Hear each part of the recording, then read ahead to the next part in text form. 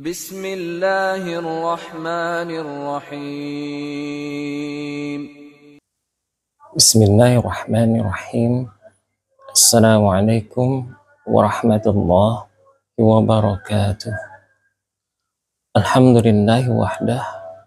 Wassalatu wassalamu ala rasulillah. Allahumma salli wa sallim ala Muhammadin wa ala alihi wa ashabihi wa man tabi'a ihsanin ila yaumiddin.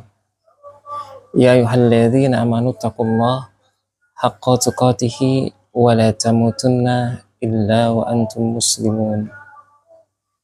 Sahabat yang insyaallah dirahmati Allah subhanahu wa ta'ala, segala puji bagi Allah yang tidak pernah berhenti memberikan kasih sayang dan cintanya kepada hamba-hambanya. Allah sangat sayang kepada kita. Sejak kita lahir tidak pernah berhenti nikmat yang telah Allah berikan kepada kita. Nikmat yang sangat besar adalah bagaimana kita bisa memeluk agama Islam. Kemudian kita bisa beribadah di dalamnya. Kita bisa mendekatkan diri kepada Allah. Allah subhanahu wa ta'ala itu sangat sayang kepada kita. Sepertiga malam, seorang muslim yang benar-benar cinta kepada Allah akan merindukan pertemuan terhadap Rabb-Nya. Karena dalam riwayat hadis Nabi SAW, Allah subhanahu wa ta'ala turun di sepertiga malam akhir untuk menemui hamba-hambanya yang takut kepadanya, yang menangis, yang bersimpuh mengharap ridho Allah subhanahu wa ta'ala. Mudah-mudahan di sisa-sisa umur kita ini Allah berikan kesempatan kepada kita untuk dapat beribadah kepada Allah subhanahu wa ta'ala, untuk dapat mengabdikan diri kita, untuk terus selalu berusaha mendekatkan diri dan melakukan amal-amal saleh di sisa-sisa umur kita. Salawat serta salam tentunya tetap tercurah limpahkan kepada junjungan kita Nabi besar Muhammad sallallahu alaihi wasallam.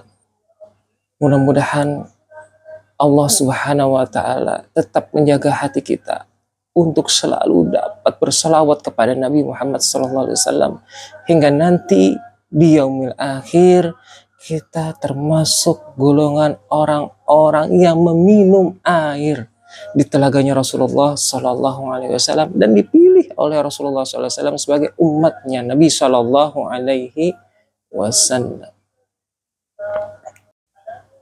Sahabat yang insya Allah dirahmati Allah Subhanahu Wa Taala, kita beberapa waktu ini sering mendengar bagaimana banyaknya dan maraknya kasus korupsi yang sedang dialami oleh negeri kita ini. Dari golongan biasa sampai golongan pejabat bahkan tidak terlepas yang namanya dengan korupsi ternyata. Kok bisa seperti itu? Kenapa dari golongan biasa juga ada saja berita korupsi ya? Contohnya, dari golongan biasa, para pengusaha-pengusaha, para orang-orang kecil yang bermain di kelas-kelas bawah, biasa melakukan tindakan-tindakan kesewenang-wenangan dalam kegiatannya. Misalnya, seorang pekerja kasar, seorang buruh yang dia bekerja di jalan misalnya ya. Setiap hari itu dia dapat makan, misalkan dari mandornya, dari bosnya. Dia dapat makan satu hari 1 bungkus nasi. Kemudian dia bekerja dengan 5 orang temannya. Temannya 1 orang tidak hadir atau sakit lah anggaplah. Jatah makan temannya itu kan ada. Ya. Biasanya kalau orang melihat itu mubazir itu, daripada tidak makan, daripada tidak dimakan, mending saya makan. Secara tidak langsung orang ini telah melakukan suatu kesalahan, mungkin bisa disebut dengan korupsi. Kenapa bisa? Jatah temannya dimakan tanpa izin temannya. Itu hak atau hak yang dimiliki oleh temannya yang sakit tadi. Jikalau berbeda permasalahannya, jika seorang pekerja tadi, dia bekerja, kemudian dia makan, temannya sakit, ada jatah makan dari temannya tersebut, dia izin kepada temannya, Andi misalkan nama temannya, kau kan sakit, jatah makanmu biar aku makan ya. Itu lain hal. Atau dia minta izin kepada pimpinannya yang memberikan makan, bos, jatah si Andi untuk saya saja ya, daripada mubazir, izin dulu. Nah itu bukan hal yang, insya Allah bukan hal yang dilarang. Nah, dari hal-hal kecil, itu hal kecil tuh, karena mohon maaf lahir batin, ya orang kita terbiasa melihat sesuatu yang mubazir itu, daripada dianggap sia-sia, lebih baik diambil. Itu hal yang terkecil. Sama kalau kita meningkat kepada hal yang lebih besar, misalkan para pejabat nih, ya, ada uang nganggur nih, ada uang yang kelihatannya tidak maksimal bisa digunakan. Daripada mubazir, lebih baik diamankan, dimasukkan ke rekeningnya pribadi. Itu kan sama permasalahannya. Melihat sesuatu yang nganggur, yang dianggap ini tidak bertuan, ya, daripada nganggur, lebih baik diambil. Sangat miris. Mayoritas negara kita adalah negara yang pemeluk agamanya paling banyak, agama Islam. Tapi mayoritas juga, kenapa pelaku kejahatan yang ada itu beragama Islam, bahkan terkadang berkedok agama. Pembangunan pondok pesantren marak, pembangunan masjid-masjid marak, meminta-minta di pinggir-pinggir jalan. Salah tidak? Tidak sebenarnya. Tapi yang salah itu apabila pembangunan tersebut, kegiatan tersebut dimanfaatkan untuk mencari keuntungan bagi orang-orang yang ada di dalamnya. Meminta-minta, memohon, bersumbangan di pinggir-pinggir jalan. Sebenarnya itu sisi lain mengganggu kegiatan orang yang sedang beraktivitas. Tapi di sisi lain mungkin itu butuh hajat memang. Tapi yang jadi masalah terkadang meminta-minta untuk orang yatim, untuk anak yatim, meminta-minta untuk sumbangan pondok pesantren dan sebagainya. Dapatnya itu mungkin hanya 30% dialokasikan ke kegiatan-kegiatan amal tersebut. Pondok pesantren, pondok yatim, rumah-rumah ibadah. Sisanya dibagi untuk orang-orang yang bekerja mencari tadi. Nauzubillah, subhanallah. Miris. Justru dimanfaatkan untuk kepentingan pribadi. Mayoritas berkedok agama lagi. Kalau Islam ini diajarkan dengan benar oleh pemeluknya, insya Allah pasti kasus-kasus korupsi itu tidak akan pernah tinggi. Karena apa? Kenapa bisa? Kalau Islam benar dijalankan oleh pemeluknya. Karena dalam menurut riwayat dari Nabi Shallallahu Alaihi Wasallam, riwayat dari Abu Hurairah radhiyallahu taala anhu. An Abi Hurairah radhiyallahu taala anhu qala Rasulullah sallallahu alaihi wasallam, ad-dunya sijnul mu'min wa jannatul kafir. Kata Nabi sallallahu alaihi wasallam bahwa dunia ini adalah penjara bagi seorang mukmin dan surga bagi orang kafir. Kenapa bisa? Ya, karena di dunia ini semuanya sudah diatur dengan aturan-aturan yang ketat oleh Allah Subhanahu wa taala. Seorang mukmin seorang muslim itu tidak bebas melakukan apapun di dunia ini. Ada aturan-aturan yang mengikat dirinya dalam kegiatannya bersosialisasi di muka bumi ini. Dalam kegiatan kehidupannya sehari-hari, ada aturan-aturan yang mengikat dan melekat pada dirinya. Dia tidak bisa hidup seenaknya. Syahwatnya diredam. Nafsu keinginannya untuk melakukan sesuatu itu harus ditahan. Makanya seakan-akan dia dipenjara. Karena tidak bebas melakukan apapun yang dia inginkan. Bagaimana dia berpikir untuk bisa melakukan korupsi? Sedangkan mencuri itu hukumnya haram di dalam agama kita. Mau mencuri, takut dia. Seorang mukmin yang sejati, dia melakukan sesuatu, Allah ridho apa tidak? Pasti akan berpikir seperti itu. Perbuatan ini Allah ridho apa tidak? Ini perbuatan ini dibenarkan menurut agama apa tidak? Itu seorang mukmin yang sejati. Karena baginya pasti kehidupan dunia ini adalah penjara baginya. Tiap hari, setiap apapun kegiatan dia diatur semuanya. Kegiatannya diniatkan untuk beribadah, mencari bekal sebanyak-banyaknya di akhirat nanti. Untuk kehidupan yang abadi. Makanya tidak semaunya hidup di dunia ini. Tapi sebaliknya, bagi seorang kafir, ya, dunia ini adalah surga. Kenapa dibilang surga? Karena apa? Dia bebas melakukan apapun di dunia ini. Tidak ada aturan yang mengatur dirinya. Makanya bebas. Bagi seorang kafir, kehidupan dunia ini adalah surga. Jika dia mati, maka selesai sudah surganya. Tapi tidak sebaliknya bagi seorang mukmin. Saat selesai kehidupannya dunia ini, maka bersiaplah dia menghadapi kehidupan yang insya Allah lebih baik jikalau dia di dunia ini mampu menahan dirinya, mampu menahan syahwat dan nafsunya untuk melakukan hal-hal yang dilarang oleh Allah Subhanahu wa Ta'ala.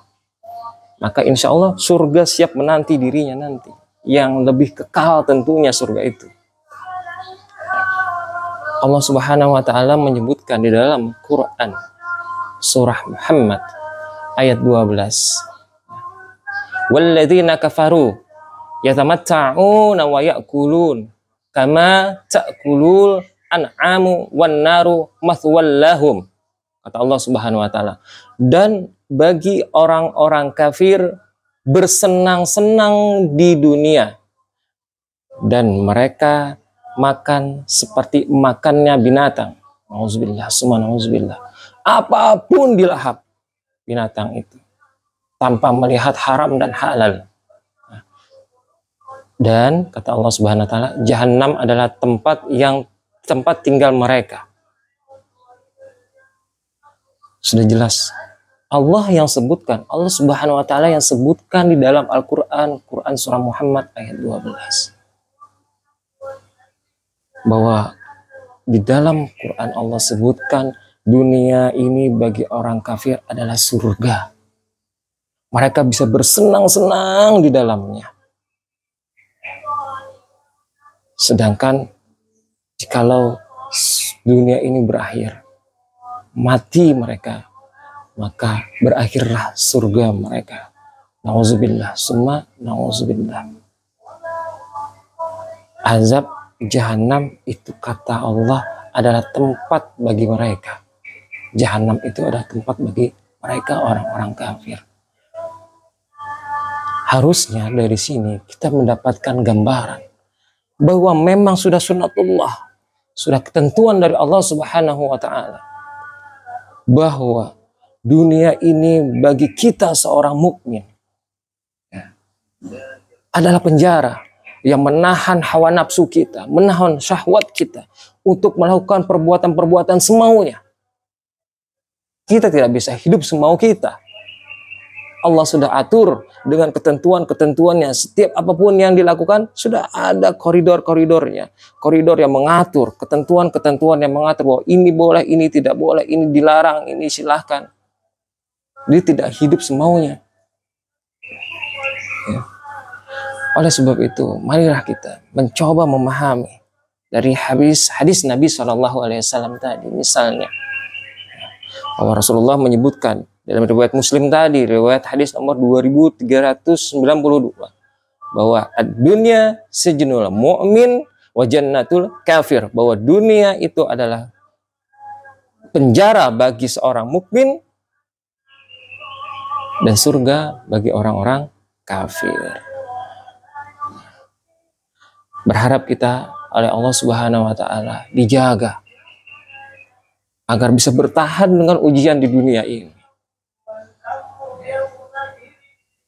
Dalam hadis tadi, ya, Ibnu Hajar Al-Asqalani, penulis kitab Fathul Bari, ya, itu pernah suatu saat beliau berjalan-jalan. Beliau itu sebagai seorang qadi, ya, sebagai seorang hakim di Mesir pada masanya, beliau pernah berjalan-jalan dengan rombongan beliau.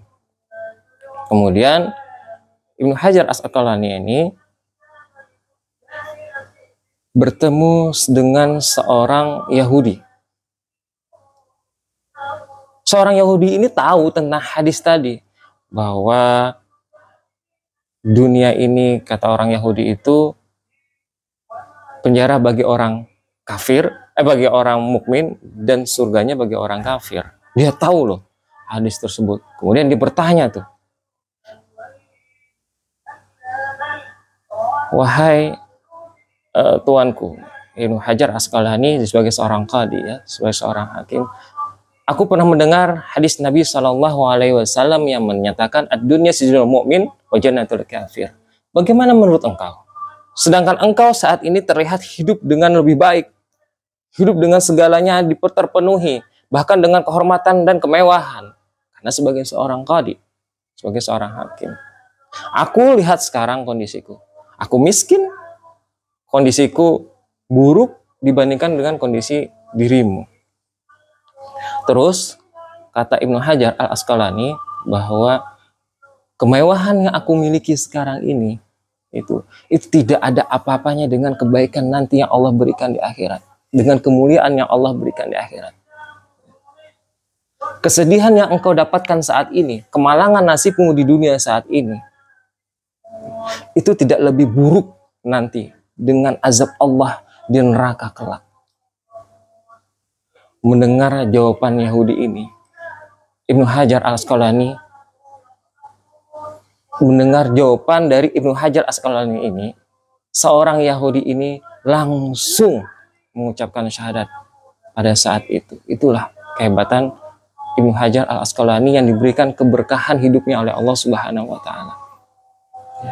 Seorang kafir saja berpikir, seburuk-buruknya dia hidup di dunia ini, ternyata kehidupan di akhirat nanti, jikalau dia masih menjadi seorang kafir, maka jauh lebih buruk.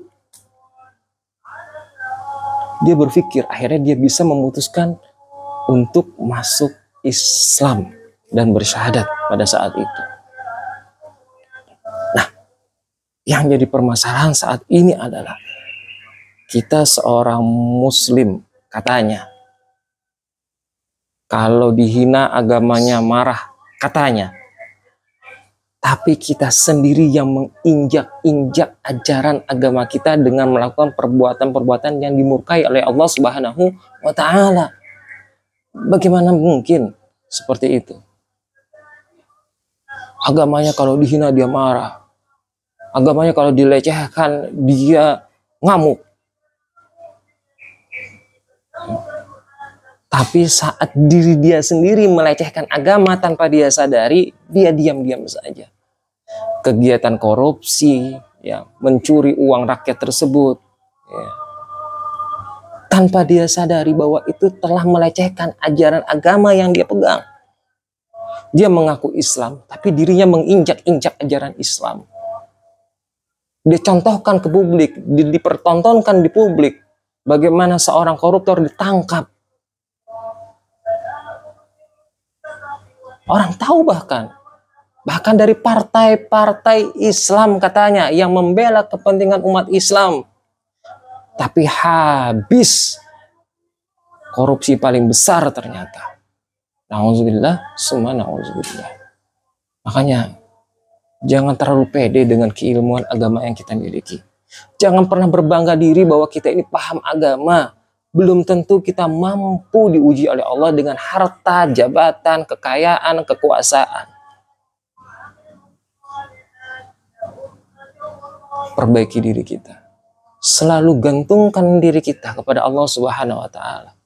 Jangan pernah bangga dengan apa yang kita miliki, ilmu kita, pangkat jabatan kita, kekuasaan kita, harta kita. Jangan pernah bangga. Aku kan orangnya berilmu, aku tahu betul hukum-hukum agama. Diuji sama Allah. Belum tentu kita mampu. Berpegang teguhlah pada ajaran-ajaran Islam secara benar, minta pertolongan kepada Allah Subhanahu wa taala, hanya kepada Allah Subhanahu wa taala. Bahwa kita sebenarnya tidak mampu untuk melakukan apapun tanpa kekuatan dan dibantu oleh Allah Subhanahu wa taala. Banyak tuh kemarin kasus-kasus di TV, ya, anak pejabat yang memamerkan harta jabatan, harta kekayaan orang tuanya. Setelah diperiksa, entah dari mana-mana lah itu harta kekayaannya itu diperoleh. Kita tidak boleh suuzon ya. Tapi kita lihat bagaimana dunia ini kalau benar dipegang oleh orang-orang mukmin, maka insya Allah aman.